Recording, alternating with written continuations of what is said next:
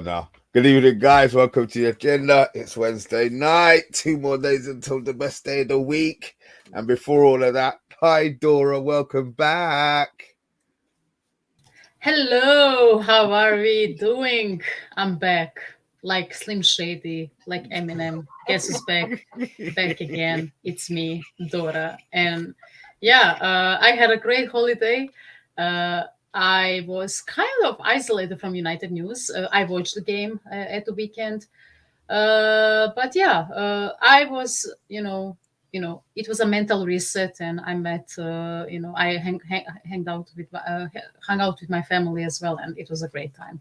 Hopefully, you had a great time as well because you've been working very hard with these streams last week or so.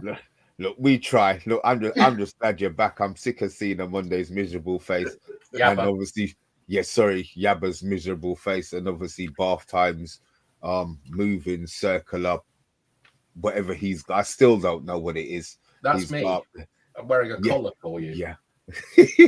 You're well done. Shut up. Anyway, guys, look, let's say some howdies in the chat. There is a few of us in here. Let me get them up here. Hold on. Yeah. So, Stephanie Griffiths in the house said juvenile, as in Juve, juvenile, Jaden jogs off to Juve, all the J's there, as importantly stops Sterling speculation. Big up to Bill Baggio. How you doing? Give him a wave. Big up to everyone who's saying hit the likes. Thank you. Big up to Bilal as well, making jokes from the start of the show, obviously about Juve. They refer to as the old lady. You can see that for yourself. Big up to Solo as well. How you doing, Solo? Up the Solo, man. Hope you're doing well. Jale in the house as well. Malacia is training with a football. Wow, surprise, surprise. We've got DK Wilson. Dora, where's DK Wilson from today? He is from Phoenix, Arizona. Good. Tyrone Williams in the house, early for once. Richard Hawkins also here. Everyone's anticipating a good show today. If Dora wasn't here, we riot. Thankfully, she made it. Sancho presented an opportunity to go for Chiesa. Gutted we didn't go for it. I'm sure they'll get some quality midfielders in as well. Big up to someone I haven't seen for a long time, and I do follow on Instagram, Matteo. Matteo, all the way from the States. How you doing, Matteo? I'll just say this. I saw you doing some skateboarding the other day. Fantastic tricks. Tony Hawk, eat your heart out, doing little jumps on the skateboard. And what them? Come on, I'm sure I saw that one. I'm sorry, Matteo, but they were really little jumps. I'm sure I saw it on my stream. They were really little jumps. Come on now. All right, who we've done this before, but Tyron's saying the Fantastic Four. Obviously, we got the Invisible Woman here with Dora. She disappeared to Debrecen. Was it Debrecen or for a few days? Who's Dr. Fantastic? Who's the Thing? And who's the Flame? I mean, I'll be the Thing. I'm obviously Invisible Woman. Okay. Yeah, I wanted that. No. Okay. No. Mr. B, are you Dr. Fantastic or are you the Flame? Mr. B's Dr. Muted. Okay. All right. Shit. Sorry, I didn't even realize I was Dr. Muted. Sorry. Vincent's in the house. That flame on, the fire one. I want to be the fire one. Human Torch. Human Torch. That's the one. That's the one. Because I'm not the brainy one. I thought that would have been bath time. Oh, so I'm Dr. Fantastic with the long arms. With my long self. Yeah. You're 6 foot. You're 7'6", so it works. To be fair. Vincent's in the house. Hi, Vincent. How you doing? And also, Andrew William wants Dora Sports, obviously, because we're playing catch up, Dora. We haven't heard from you about all the results and everything else. We got who else is here? Bilal talking about Ozarks. That's a good Netflix thing, isn't it? Everyone watches. Stephanie Griffiths, how you doing? Am I missing anybody? Emma is in the house as well. Aces is here as well. And that's enough for now. But keep the comments coming in, guys. Sorry, this one's for you, Mr. B. Mr. B, the X Games gold. Skateboarding champion Matteo. Welcome, Matteo. Welcome back. Dora, can we have a 2-minute summary of your opinion of the game? Yeah, I was kind of on and off because my nephew was taking my, most of my time during my visit to Dubrovnik. But I caught up with the game. I watched it for the most of it. And I mean, if you look at it aesthetically, it looks, okay. I would say there are some parts of the game where we look really good, especially in possession, the way we kind of are trying to, get the ball from one side of the pitch to the other, especially when we are in possession and trying to attack. However, transition looks good, but I feel some of the players cannot still, and this is a problem from last season especially, they cannot pinpoint the final pass, or they're just fumbling with the ball and with their finish. We saw that multiple times. I felt like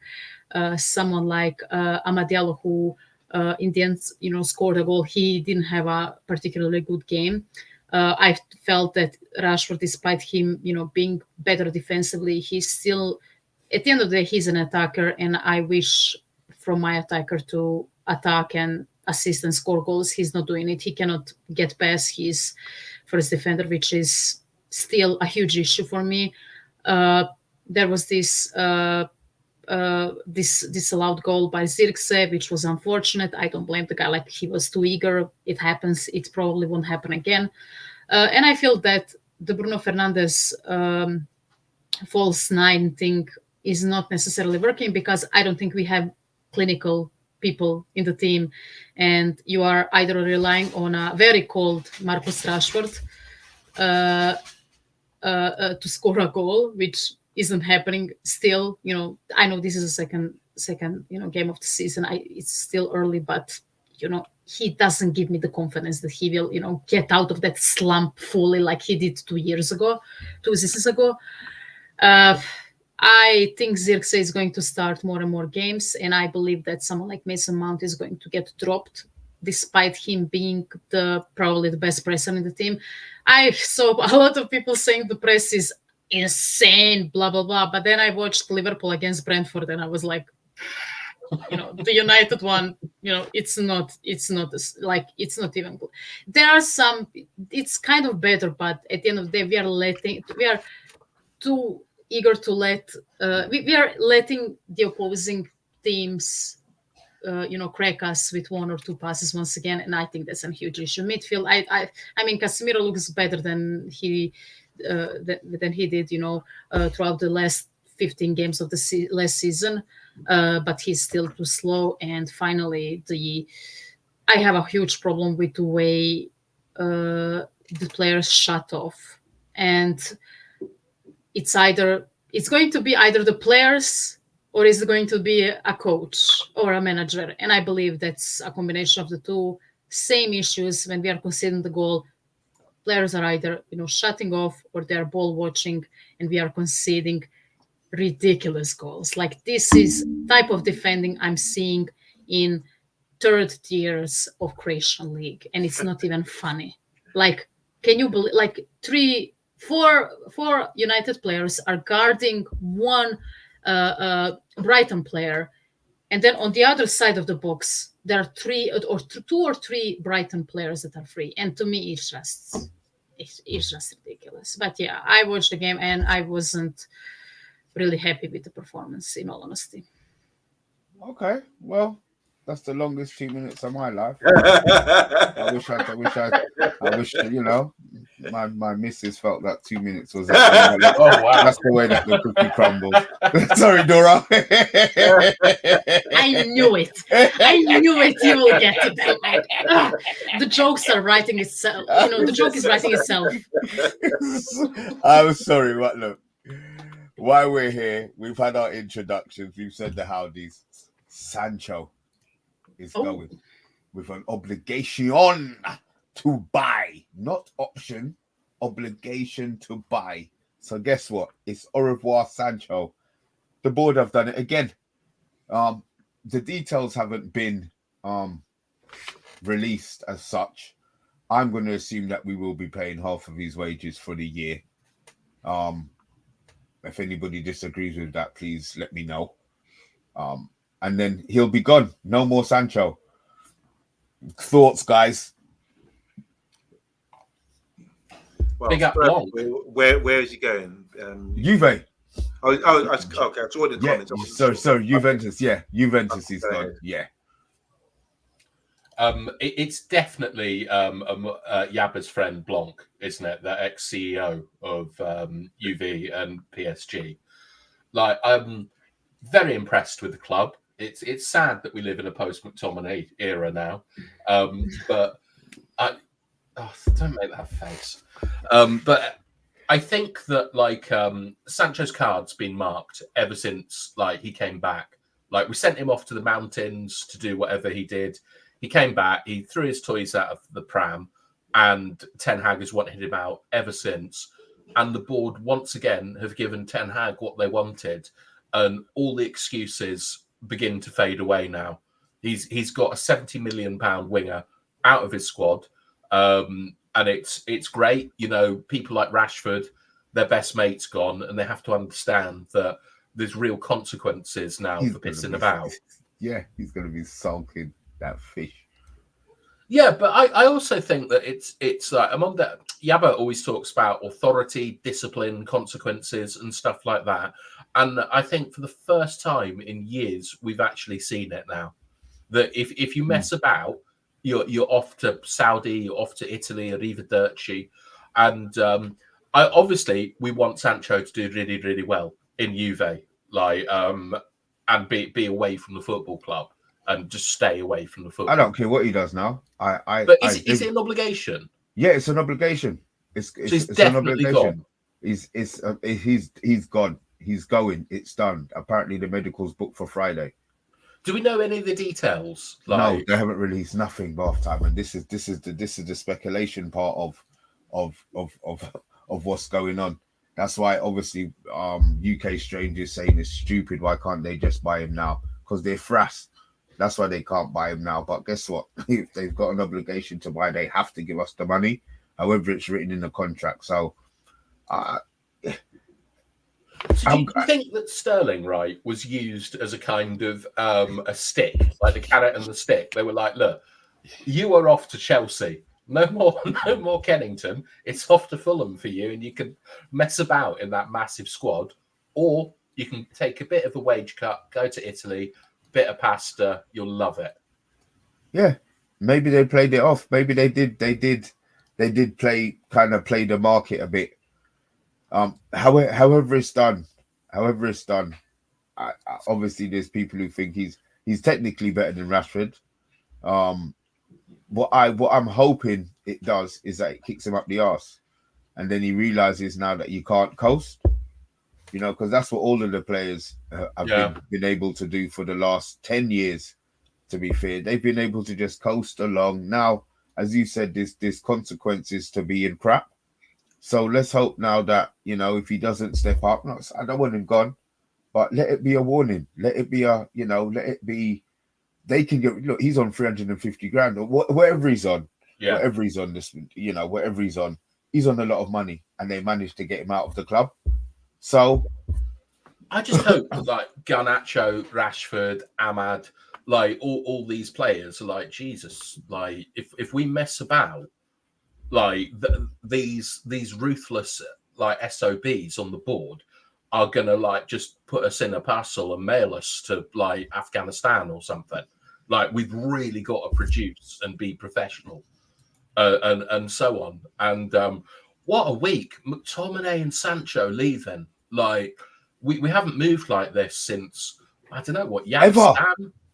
Have we ever moved? Have the club ever moved like this? I mean, Ollie got Lukaku out pretty quickly after his he got Lukaku and Fellaini out, I think, in a week when he signed his permanent. But it really reminds me of Jaap Stam, where like Jaap was one of the best centre back that I had seen play for United. I don't like Jaap. I don't care about like Pallister and Bruce and things. I know they're very good players, but Jaap was such a colossus, and he was just gone.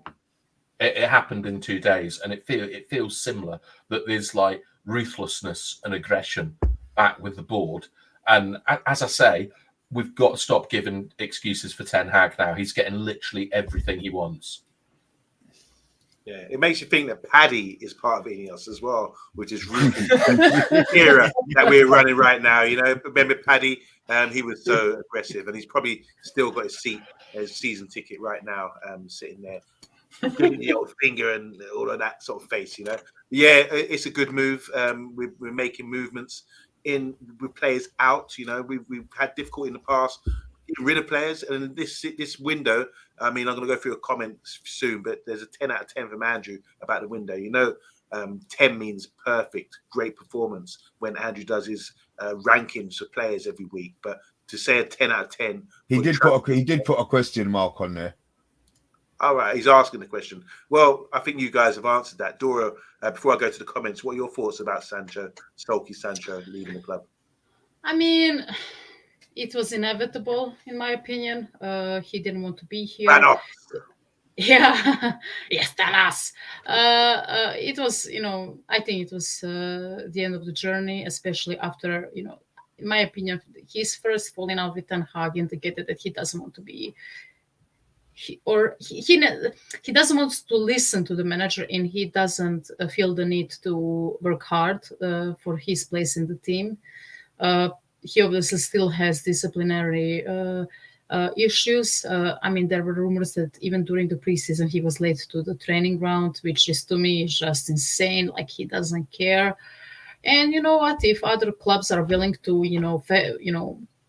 deal with that, go for it. But I mean, I don't think Manchester United need, these kind of, players that they just don't care. And yeah, good luck to him. I think, like, whatever, I think he will do really well in Italy. It's a bit of a slower league with a huge emphasis on the technicalities, and I think he would do really, really, really well there.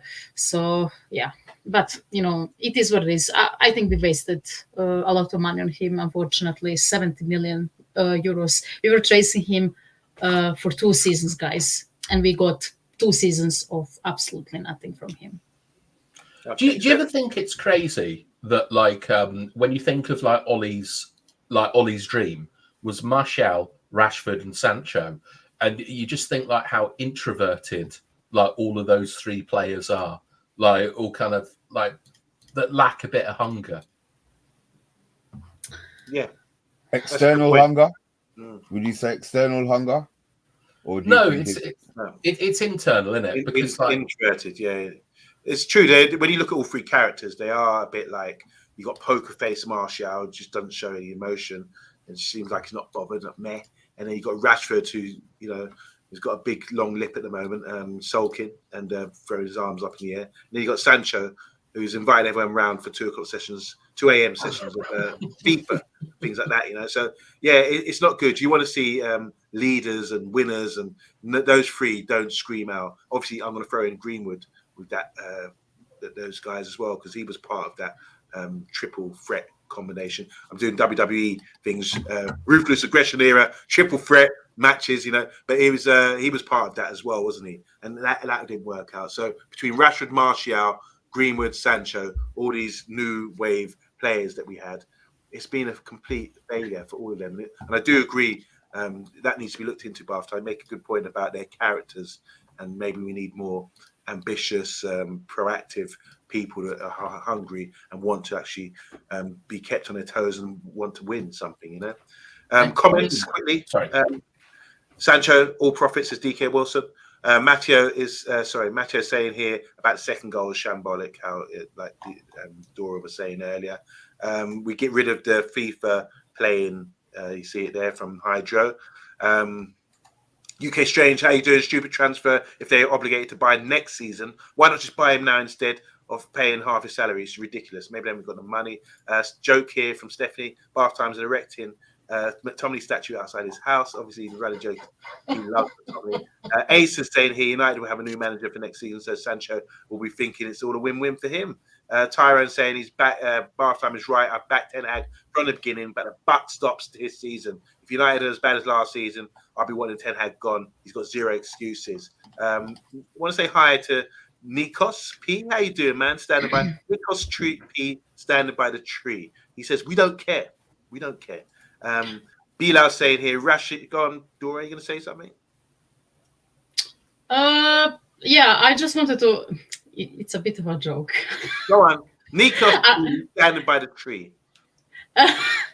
Well, I just wanted to say, imagine, earning 350K a week, 350K pounds a week, and playing a really bad, playing FIFA really badly and doing nothing on the pitch. Imagine playing FIFA really badly every single day and earning that much of money. Like, I mean, my dream job, just sit in the room, lose every single game, against the likes of, BATHTIME, who is a professional FIFA player, like he's a no-lifer. And you know what? Just earning 350K a week. I need to. Sancho, there's no continue and no extra credit for him because he's been out for good. So no more lives for Sancho. Rashi needs a new friend. No more Sancho or Jay Lynn, says Bilal. We got next season, says UK Exchange. We'll be in the same situation. Sancho news top story. He should be sold by now. Very happy, says Matteo, for Sancho to be dealt with. We wished we got the Dortmund winger we were hoping for, but we didn't get it. It didn't play out that way. The best thing for Ten Hag and Sancho to be sold, back in the manager some more. So there you go. Vincent saying here, well, do you think we will do still something stupid and sign Sterling? Obviously, that was up for thing. Big up to Matthew Bassett in the house as well. Richard saying here, we want him to do well for our sake. I'm disappointed because he was full of promises, but I've seen it all before. Just by the way, get well soon, Richard. He's not well at the moment. We could snap up a left back in the next couple of days, says Nikos P. Big up to Nikos P. Welcome to the channel. UK Exchange saying here, Sancho has a crap mentality for footballer. He's so unlikable. And we asked about the window. Ineos have broken the record for the amount of money that's been generated from transfers this season. Question mark, 10 out of 10 window. And here's what people are saying. Matthew Bassett said 7.58 so far. The window's not shut yet. 7.5 out, in is 6, says Andrew Williams. We need another midfielder to increase that, says Matthew Bassett. We got Hughes, Ince, Kanchelskis went out one season, and the class of 92 came in. That was a bit shocking for some fans at the time. Whatever, we got 7 here for me from Andrew Williams, he says there. And Johnny Hill's in the house. Hope left winger is a priority in January or next summer. Keep them coming, guys. Over to you, Mr. B. Oh, we've got a new player. Yeah, okay. Before you do, I just want to say congratulations to Maguire, not Harry, but Cormac Maguire. He's dropped €5 in for the Man United agenda. Thank you. So let's read his comment, maybe discuss. He says, I don't care whether he wants to be here or not. He is one of the highest paid players. He can at least do, or at least he can do is perform. I'll take the funds and reinvest. No swapping. Touch on that. £5, €5. Thank you so much. Thank you very much. Yeah, I think it's really interesting because, like, a lot of the time, like, we talk about the manager having to motivate players, right? For me, I think that discipline is more important than motivation, because motivation comes and goes, and discipline is kind of like the laws that you have on how to live your life. And what I hope we get from the Sancho situation is that we get a squad with discipline. Like, they're out living like footballers. Like, if you think back to lockdown, when they had nothing to do but play football, like, I mean, we scored one of the best goals I've ever seen against Brighton with that. Do you remember, like, Matic's 45-yard volley and Bruno finishing it? And all they had was football. They couldn't go out. They couldn't write books. They weren't in Nando's like you boys with Solo. They just had football. And I really hope that because Sancho has shown a poor attitude and poor motivation, that the squad look around themselves and go, I've got to make rules for myself. I've got to go to bed on time. I've got to get up on time. I've got to watch football. I've got to train. I've got to think. And that's what I really hope comes from Sancho. And OMONDI, I've highlighted 2 newbies in the comments. I was about to read them out. So Johnny Gill's asking about asking Cormac if his brother's playing this weekend.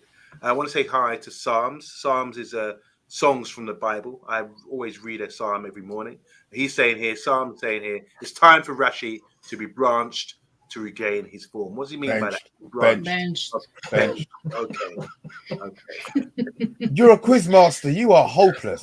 I've heard that. I mean, especially a psalm. Sometimes psalms are hard to read, especially in biblical language, and they say die and day and all that kind of thing. So branch and benched. I have to check my biblical dictionary for that one. This one now, I can't. Dora, can you help me out with this pronunciation? Thingamajig. All right. Thingamajig. Okay. Hi, Thingamajig and hi, Palms. Welcome to the channel. He's saying with Kulia and the addition of Kone, I was going to read that out later. There's space for them to get into the team. I'd rather that. So yeah. Would you? Okay. I'm going to ask him. With what were his expectations of United this season, and would those players help get them to that position? I would take a more of an experienced player. I still believe we've got the opportunity to buy another central midfielder. I think we need to get somebody to cover Mainu. Who would that be, though? I would take Rabiot.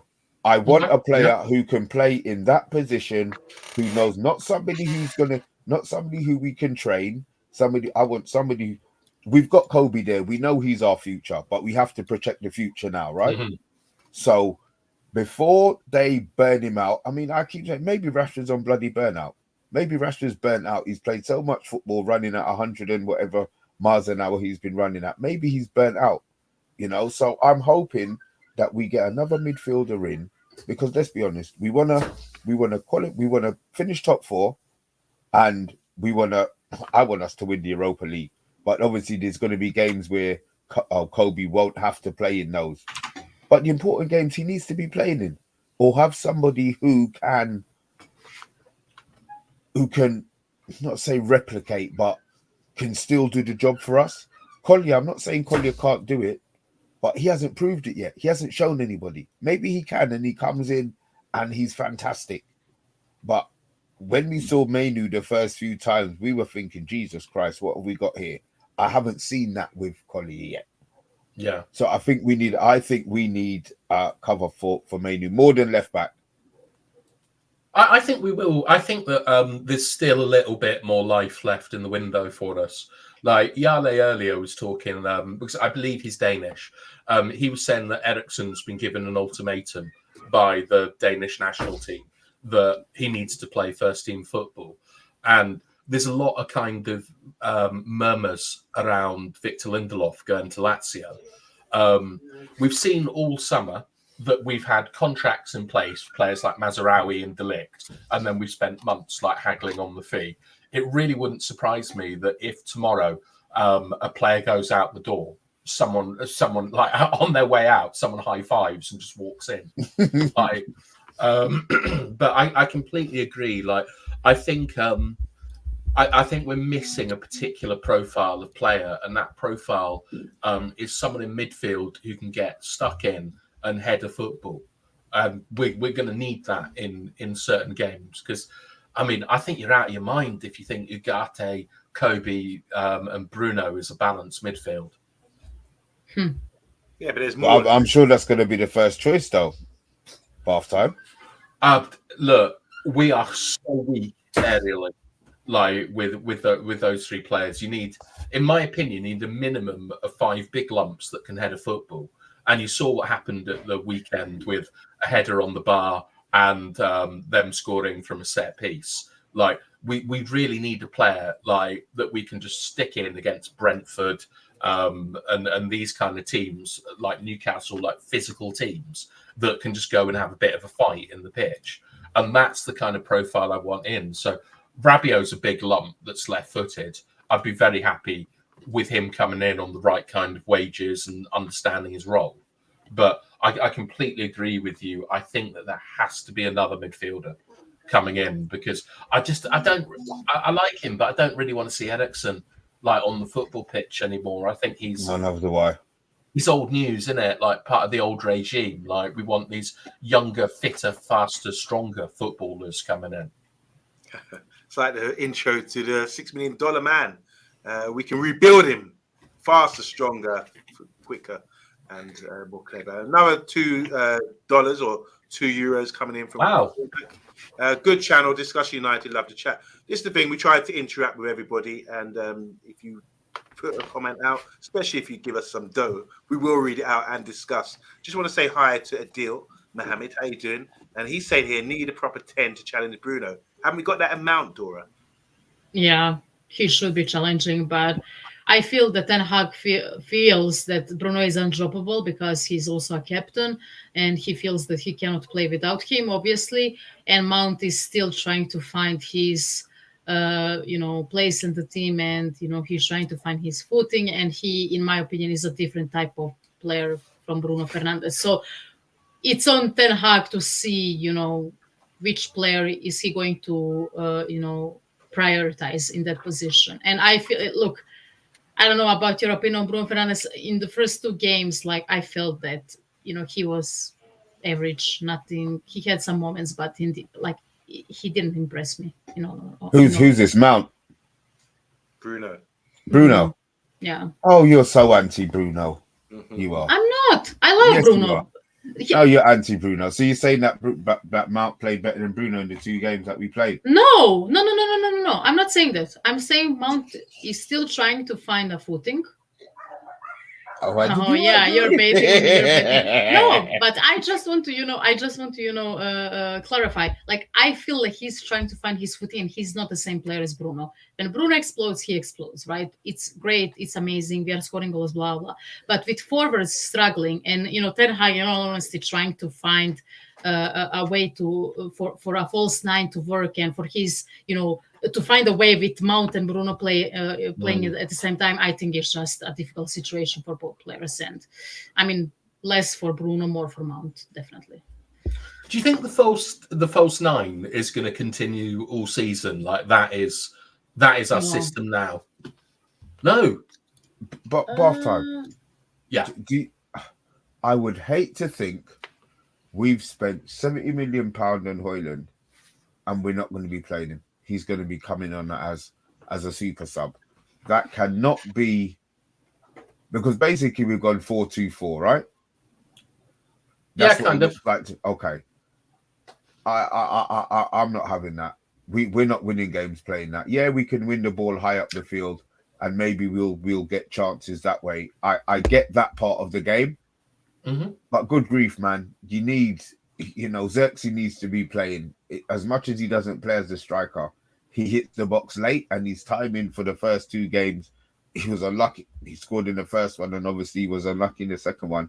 Yeah, he has to be starting games. He has to be playing. There's no way it has to be one of those 2 have to be playing. I don't know how he's going to work it games. This Mount, this 2 shadow strikers or two deep, like I don't care. Hello? It doesn't work. It works pressing wise, fine, but I'm not interested. What about not interested Rasmus Højlund? I think he's a good option from the bench. Like last season, if like the narrative is that Wilcox came in with 4 or 5 games to go, and said, look, we've got to start playing like this. And Ten Hag went, do you know what? I'm on board with it. And it kind of kept him in the job as much as winning the cup did. Like, good company man following orders. Against those games, like I think we played Brighton and Arsenal, and we did really well. And then we went on and won the cup with this false 9 system. If we'd done that all season, I think we'd have finished top 4, to be honest. Like, Villa and Spurs didn't really want top 4. I understand what you're saying about the system, bath time, but surely you want a striker on the pitch. We're not technical like Man City, where they can play a false 9. We need a striker. It's only Man City who can probably get away with it, and Arsenal to a certain extent look like they might be going that way this season. But I'm not interested in a shadow striker for the whole season. The rest of the team aren't good enough to be scoring goals. Look, I understand, Mr. B, but where did Rasmus's best impact come from last season? I think it was the last 5 games off the bench. I understand that, but surely that can't be. I just can't. I can't believe that is a system that he's going to go with all season. For one, Bruno and Mount will be dead within 4 weeks of play. They will be dead because they're running around everywhere. It might be organized, it might be systematic again, but they're still running around like dogs. Have one to run around like a dog, and then you replace him with the other one who can run around like a dog, rather than have both of them playing, and then you have to take both of them off. All right. Well, first things first, we've got 37 people watching. Thank you so much. If you wouldn't mind giving a like and a subscribe, we'll have a watch along this Sunday with Mr. B and his fancy graphics. It's going to look like Minority Report when he's whizzing all the things around the screen. Bloody well. But we're delighted that we're here. But just before I concede to Yabba, if you think back to Rooney, Tevez, even players like Darren Fletcher, normally where you come into a team as a youngster, you play in a wide area first before you gain the experience to play centrally. I think that what we might see from Rasmus is we might see him going out wide to develop his game a bit more, because he's strong, fast, direct. Okay. And all these things are really, really good in wide areas. And he wants to bloody score. Yeah. Think of all the shots that Anthony took. You can all picture him coming in, that big blunt foot swinging about. You're playing him off the right then. You're playing him on the right. Yeah, I think that you're correct in the fact that we've made a huge investment in a player. 70 million for a striker that was 20 at the time. You are really looking for a big payoff from that. It's a huge investment. So there's got to be a plan for him. And I personally think that the plan has got to be that we know his weaknesses, that he's not very good at build-up. He wrestles with his man too much. He's got to work on that himself, and we've got to give him more experience. And I think that just based off what I've seen from football over the years, put a younger player out wide where they can use their physicality, and as they get a bit more finesse, bring them inside. I don't know, Yabba. What do you think? Well, I'm not chairing the meeting, but I do like to get the views of the people in the comments. Let's see what they're saying about it. So we were just discussing about a false nine. Obviously, that was the topic. And if you want to make a topic, just put $5 in or €5 in, and we will spend the time discussing it. But Johnny Hill's saying here, if I see Bruno in a centre forward position against Liverpool instead of Searchy, then I'm going to burn my United shirt. So that's how he feels about it. Big up to Matteo. He's off to play football in a couple of hours, so we'll see you soon. Hopefully you'll be back on very soon. Adil saying here, maybe Searchy in 10. He's good at holding up the ball, and we should see in cup games as well. I think he'd be better off the Prem.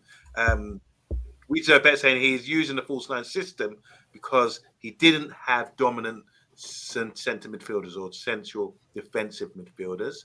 I want to say hi to Saragon, someone I haven't seen for a long time. Welcome back.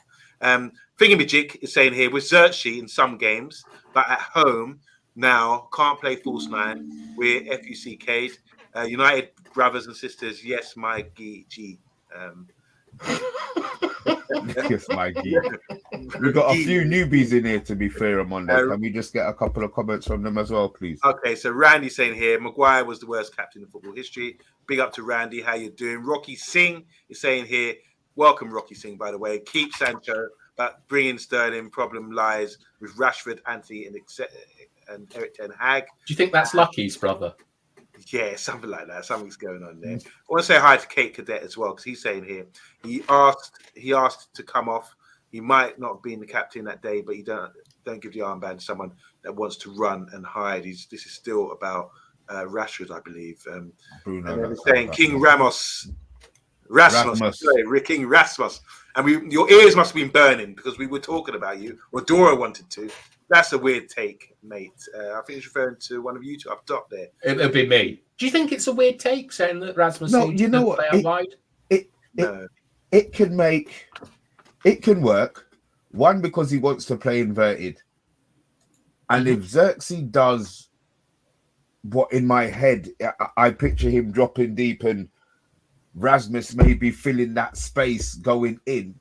Because if you think of where Ahmad's picking up the ball and shooting from, if Rasmus picks up the ball from there, you know his left foot's a banger. So it could work. It's just he's a striker. And I think he's trained to be a striker. So I'm not sure he would be able to adapt. And it would probably be more about the team adapting to him playing out on the right. Here's the thing for me. I'm just going to throw in my 2 cents. And Dora, I don't know if you agree with me on this. Talking about the false nine, that's a system. Someone dropping off to link up the play. He's done that at Ajax, I believe, and he's done that when he brought in the big 6'6" Weghorst as well, who's just gone to Ajax by the way. So we got 2 profiles. We've got Xerxes and we've got Rasmus as well. Different players, but what they should be doing right now is saying to you guys, here's the system that we play. This is what I want you to be doing. So Rasmus has got to step it up, as in the build-up play, hold-up play, link-up play. That's where he needs to develop. And if we are going to be a good club, we need to develop players to produce certain things. Because otherwise, you're going to have Rasmus on the pitch looking to spin in and do to play to his strengths, which are not at the moment that link-up play as a guy dropping off the forward, off the defences and playing that way. So I think there's 2 different profiles there, as Mr. B was saying, of player, but they have to adapt and say, forget how I am, work on your game to say, right, here are my strengths and here's my weaknesses. My weaknesses for Rasmus right now is I need to be able to drop off and link up the play better than I did last season. And I've got a guy next to me now, Xerxes, he's very good at that. But also, I need to improve in other areas as well. So there you go, 2 different profiles, Dora. But what if he can't, Amondo? Like you've correctly specified like where he needs to improve, and I'm sure our coaches are saying that.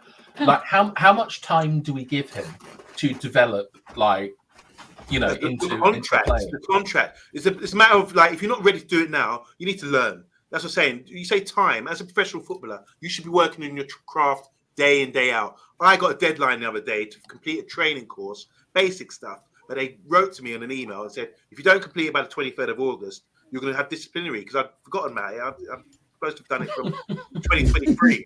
So that was my deadline. If I didn't get that produced and signed off and produced my training course by that date, then I would have been disciplined. And the same applies for a footballer. If you don't start producing and work on those things to improve your game, then you probably won't be around anymore. Dora.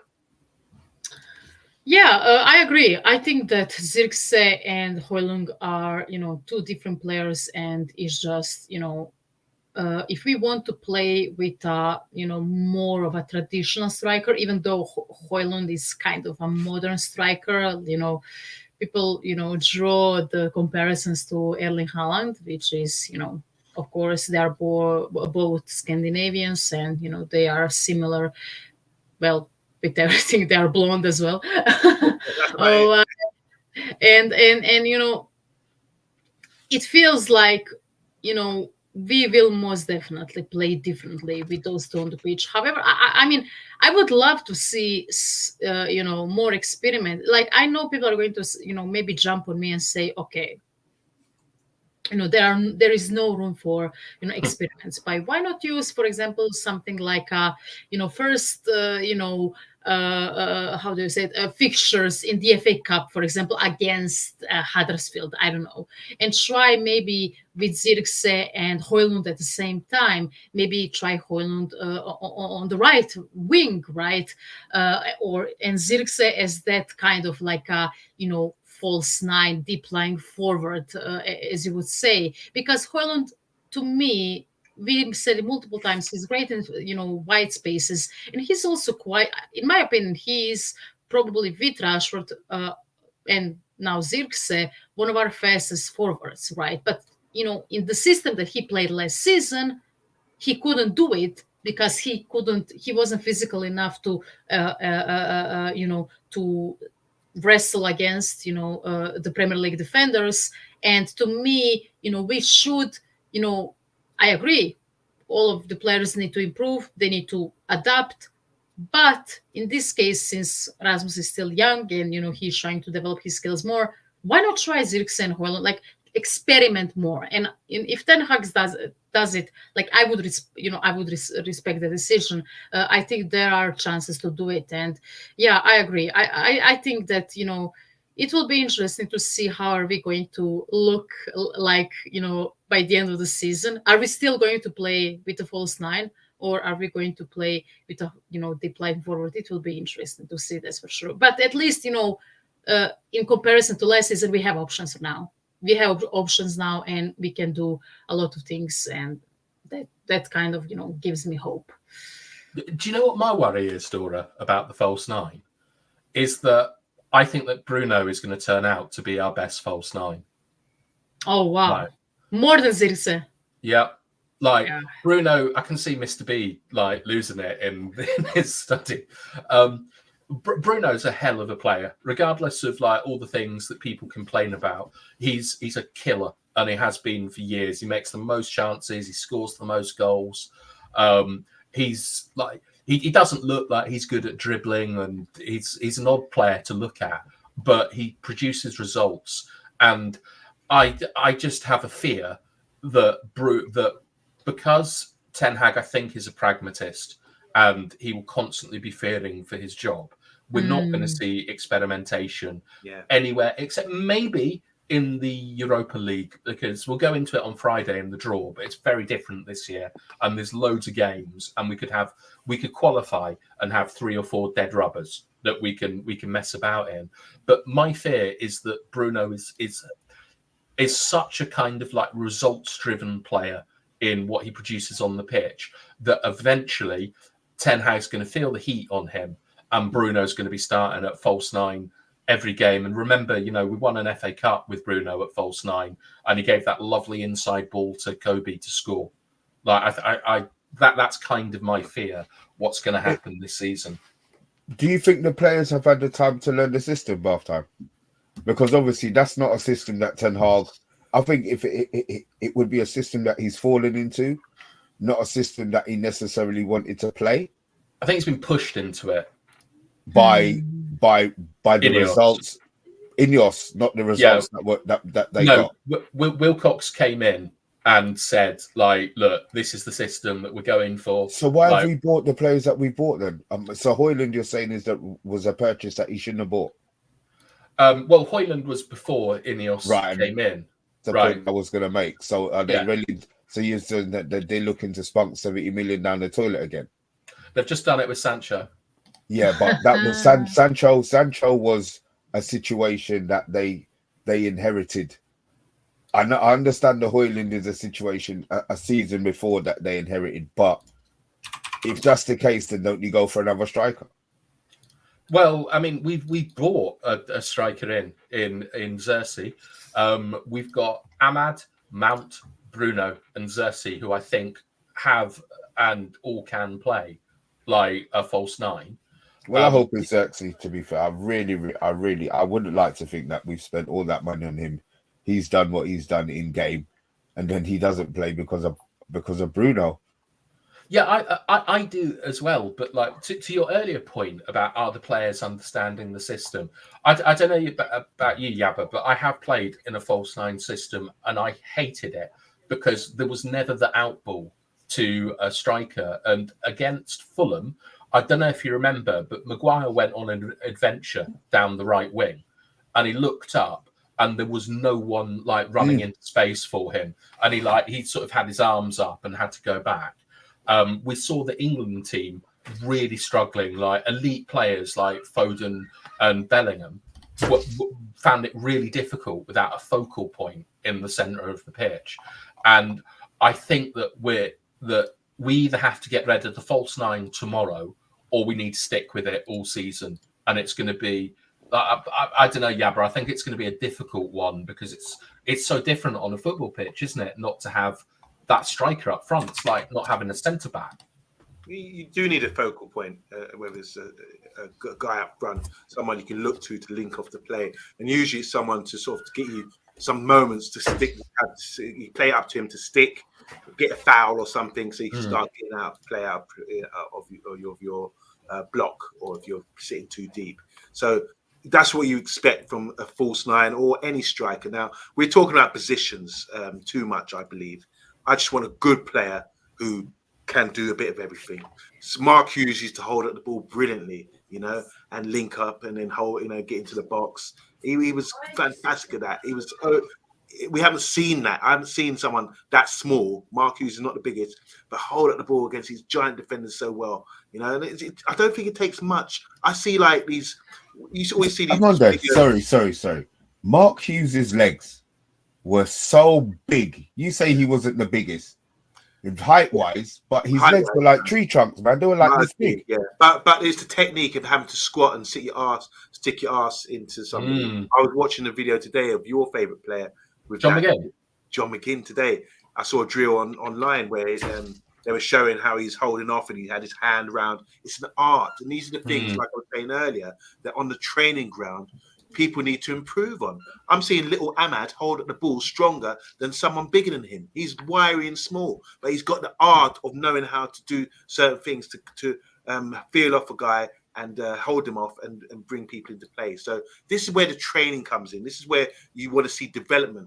Someone's got a weakness, you want to see them develop it and get better at that. That's what a good club should be doing with players. You know, you don't just be one-dimensional, turn up at the club with a good speed, and then you don't develop the other areas of your game. So I think with this false nine you were saying there, Bathtime, about Harry Maguire bombing forward and you getting frustrated as well because there's no outlet. I think it does work. What we saw the other day, we saw, I think it was someone from the right make a run from the right across to the left, and that causes havoc for the fullback who has to pass him on to the centre-back, to the other centre-back and the other fullback. These sort of runs from left to right, right to left, these are the things that are going to help you get out of trouble. So if someone's pulling off. So that, and so imagine you're a false nine.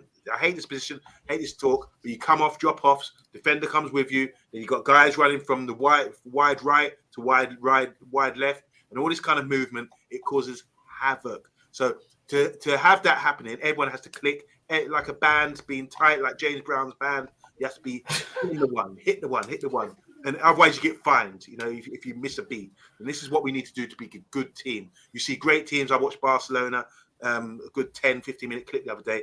Already you can see they're well trained, well oiled, but it's because the players understand football. And I think when you see Chelsea getting a bunch of players together and saying, "Oh, we got the best players," it's not a computer game, you know. It's not going to work instantly because you've got good players. It just means you need time on the training ground. That's where you do your work to get things right, and we need to see development in that respect. So all these issues that we say Haaland's got, all the issues we say in that other players are having the team, not Anthony, for example, we need to see them improve, and that's where the coaches and the staff come in. You said improve and Anthony in the same sentence, yeah. That's what I'm saying, but we want to see some improvement, don't we? All right, we've seen this before. We're not qualified, like thing, but we can at least pick out, say, well, Anthony needs to pop off the ball earlier, decision making. He needs to hold up the ball better, strength. He needs to have a better drive. Let's get faster. Let's do drills. This is what are they doing in the training ground to see? We want to see development from players, Dora. What's Maguire got to get better at for you? I think with centre back it's different because you get more experience.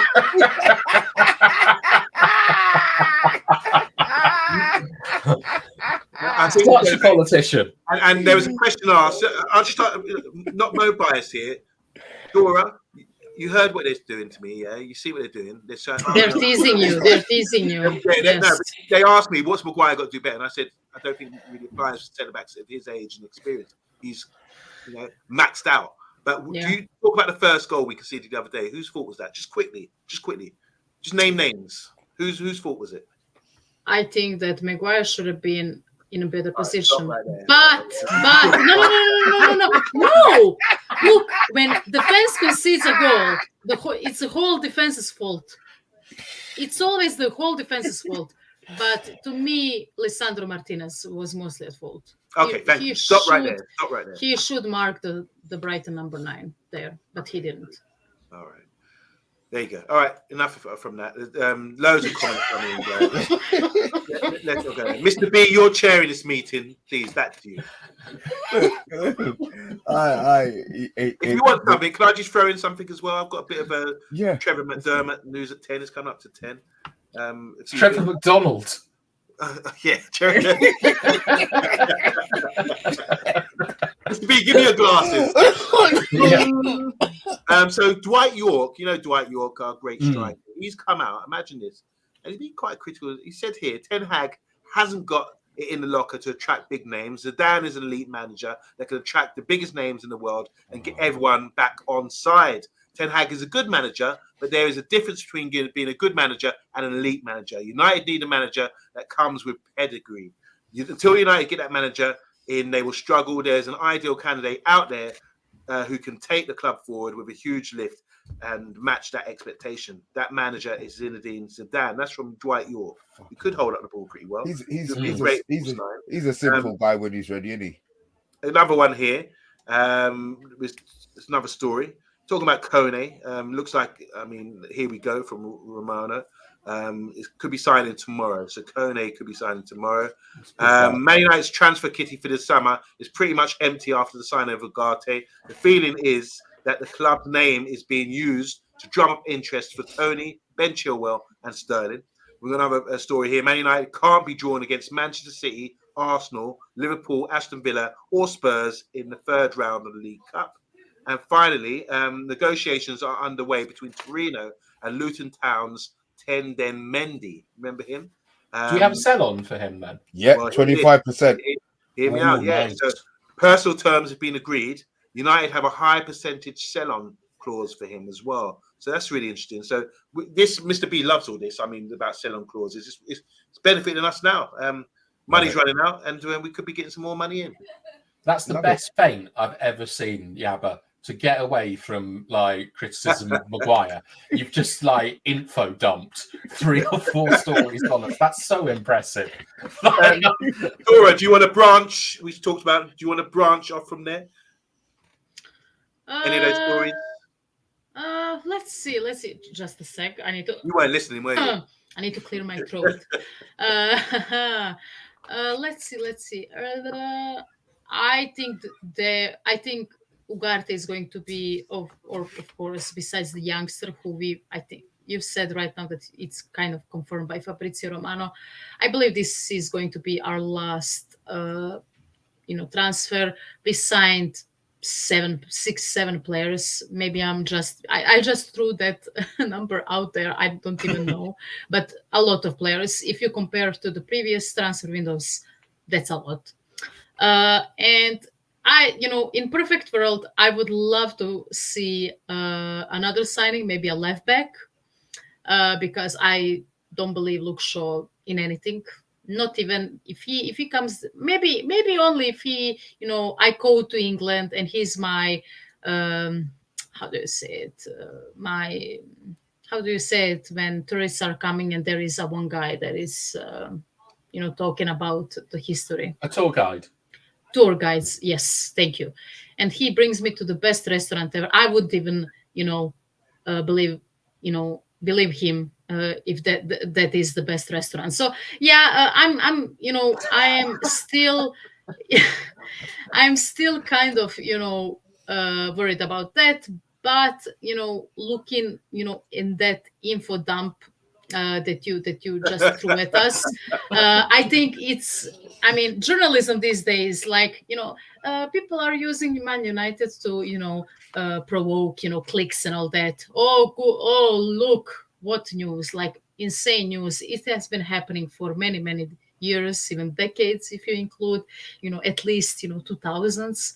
So I don't think that's news. But yeah, it's very interesting what happened this transfer window, and hopefully this team will gel more and we will procure better results, because there are some improvements, but I'm still not convinced, unfortunately.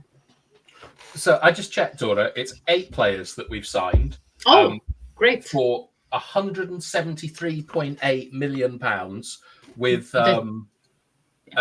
27 in potential add-ons, and we've sold £92 million worth of player, with the pick of the bunch being 500k for Donny van der Beek. What a stunning transfer that was. Well, you know what? Better something than nothing. That's true. But when you were talking about, like, for years we've seen United's name being used, like by newspapers to sell them, by agents, etc. Does it not feel? I really think that we might have used Sterling and how crazy Chelsea are to ramp up that Sancho transfer.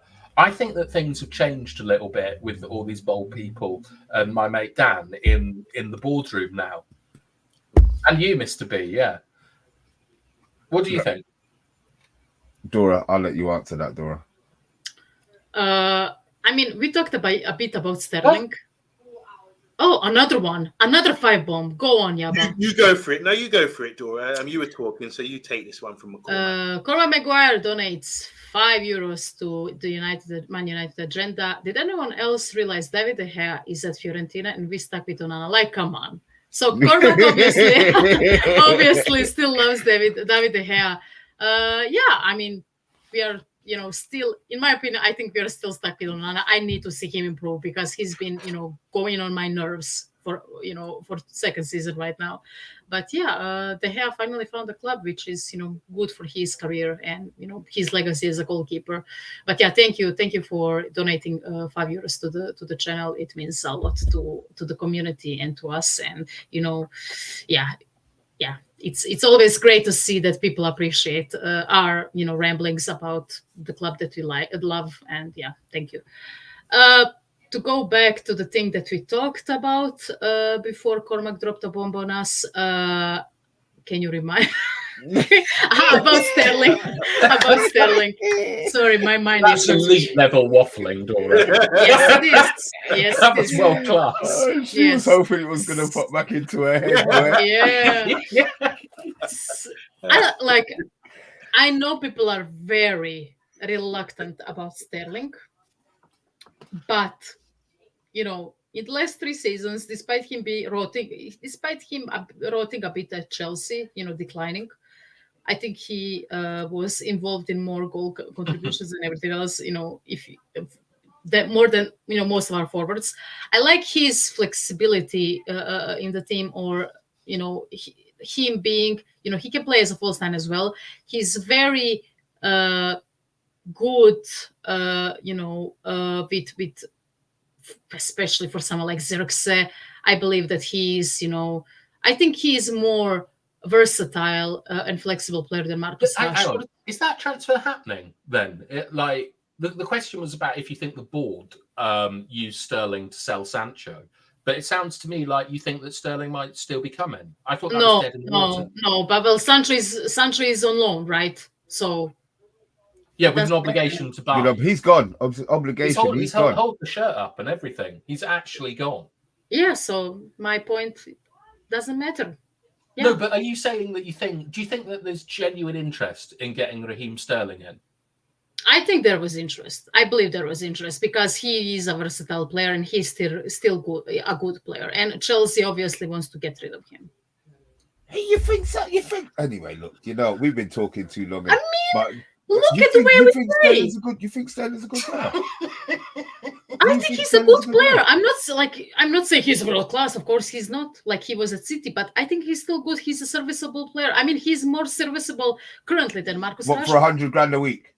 For $100,000. For $100,000 a week, yes. Okay, not for $200,000 a week. No. So it's a price thing while you take Sterling. No, why are we confrontational right now? Why are we? I'm sorry. I feel like I am. No. I'm just asking. I'm just asking. I just feel like I don't know. I think there was interest. I believe there was interest, and I don't think that's a hot take. I believe there was interest. I think they played the market, man. I think them board really did. Yeah, I do. Maybe. I really think Barada. I just think they're on a different level of operations. Yeah, they just and PSG, they know Juventus, Man City. Yeah, they know who to talk to. They know who to bypass to get deals done. I just feel that they put certain things out there to make Juve say, "Yo, look, you know what? If you don't come in with him, we're all ready to do this swap deal with Sterling." They might have spoke to Sterling. Oh, how much are you going to take? Sterling said, "Oh, I'll take 200." Right, no problem. We don't really want to know, but I don't know. I just feel that I think they play the market. Maybe I kind of agree, Mr. B, because I think that we basically forced Yoro to join us Like we looked at the situation. We understand that he's a generational talent. Like he's the best centre back Europe has produced at that age since Varane, who obviously, you know, we went for Phil Jones instead of Varane all them years ago. Big up Phil Jones. But with Euro, we came in with an offer that was irresistible to his club. Like they were like, look, you have to take this. It doesn't matter about Real Madrid. You are going to Manchester United. Like, you know, go and high five Harry Maguire. You're going to have a whale of a time, and we're going to get we're getting all the money. And I think that was such an aggressive move in the market that I agree with Mr. B that I think that we sold Sterling a dream essentially, and we sold Chelsea a dream. Like, well, we're going to come in, we're going to take your most problematic, highest earning player, all this stuff. And then the next day, Sancho is in Turin, holding the shirt up, obligation to buy. Our acting CEO used to be the big boss of Juve. I think that there's too many coincidences there for it not to be true. And I'm very, very impressed with how we're operating. We've got ruthless bastards in the boardroom now. Like Paddy must be red raw, like after what he's seen. The good, the bad, and the ugly in that boardroom. Oh. Yeah. Well, we know the bad and the ugly is bloody Dan Ashworth. Yeah. Also, there are reports right now that Chelsea is going to struggle. I think that it's a fresh report from few hours ago or something. Like they are going to have a huge challenge of actually making their books clean and presenting them to UEFA and everything else. And to me, I like when you put it like that, and if you put it in the context of us being interested in Sterling, like they obviously want to load him up and to balance the books, and they cannot do it because we kind of raise them. So that'll be interesting. Don't do them no favors. Let them have they can fuck off. Let them play all of the money for all of their players, and in 2 years' time, when PSP start bunning bitches, because they're going to have to get in the Champions League. They're going to have to get in the Champions League to deal with it. I'm going to be so happy. I think they've got a transfer ban coming. Yeah, of course they have. They know. Yeah, another one. Yeah, they think that Chelsea are going to get a 2-year ban. Is like the kind of rumors going around. I mean, to be like they signed 30 players in the last 2. Like they are really trying to catch them all. Like Pokemon. Yeah. I mean, to be honest, like the Chelsea locker room looks like January the 1st in my gym. There's just so many people there. Oh my God. Yeah. Look, guys, anyway, we're on that limit. We're out of time. Look, let's say our howdies and our byesies and let everybody know that we will actually be back tomorrow. We're going to start with you, Dora. Well, thank you for having me back. I enjoyed it. I was a bit, trying to get back into it. I was a bit scatterbrained.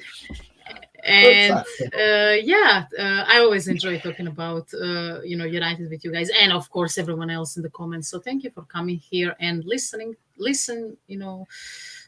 to us talk about United. And laku noć, everyone.